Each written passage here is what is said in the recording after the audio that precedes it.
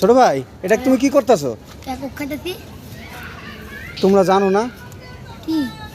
কি জানো না? এই কোক কোন দেশের তৈরি জানো? এটা হচ্ছে ইসরায়েলি পণ্য, জানো না? ছোট ভাই, তোমরা তো না জেনে কোক খাইতেছো। তোমরা তো প্রতিনিয়তই কোক খাও না? তোমরা কি জানো না এই কোকটা হচ্ছে ইসরায়েলের, ইসরায়েলি তৈরি। এই কোকের টাকা দিয়ে ইসরায়েলে চলে যায়, টাকাটা লভ্যাংশটা চলে যায়, বুঝছো? তা তোমরা তো ছোট মানুষ, তোমরা জানো না। যাই হোক, তোমাদের সচেতন করার জন্য আমি কিছু কথা বলি ভাইয়া। বলবো?